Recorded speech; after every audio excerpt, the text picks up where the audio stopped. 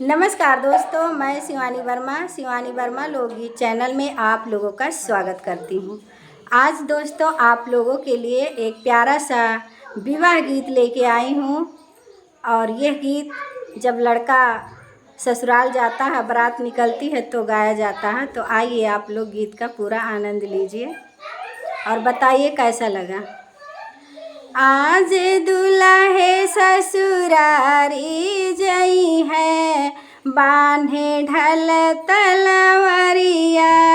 आज दुल्हे ससुरारी जई है, बान्हे ढल तलवरिया।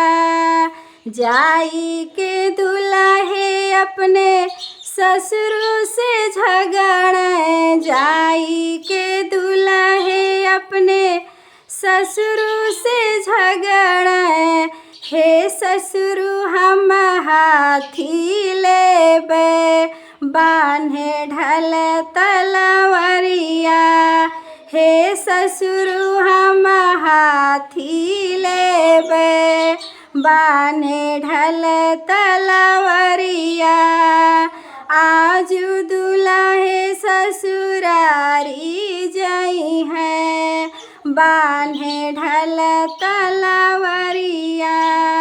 जाई के दुल्हे अपने सासू से झगड़े, जाई के दुल्हे अपने सासू से झगड़े। हे सासू हम मोहर लेबे, बान्हे ढल तलवरिया। हे सासू हम सीकड़ लियबे, बान्हे ढल तलवरिया।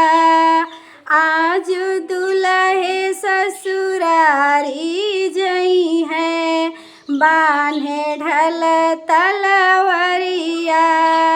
आज दुल्हे ससुरारी जई है, बान्हे ढल तलवरिया।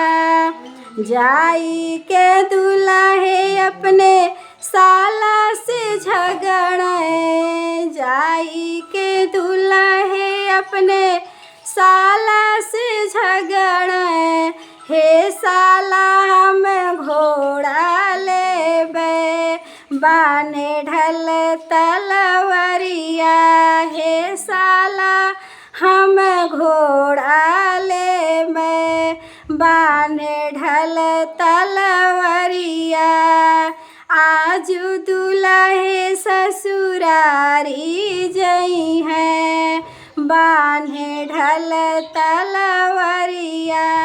आज दुल्हे ससुरारी जई है, बान्हे ढल तलवरिया।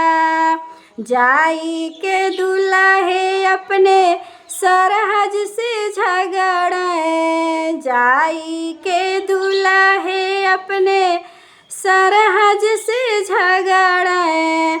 हे सरहज हम दुल्हनी लेबे, बान्हे ढल तलवरिया।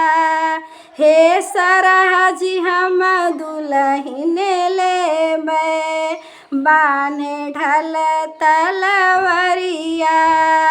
आज दुल्हे ससुरारी जई है, बान्हे ढल तलवरिया। आज दुल्हे ससुरारी जई है, बान्हे ढल तलवरिया। हे सासू हम मोहर लेबे, बान्हे ढल तलवरिया। हे सरहज हम दुल्हन लेबे, बान्हे ढल तलवरिया।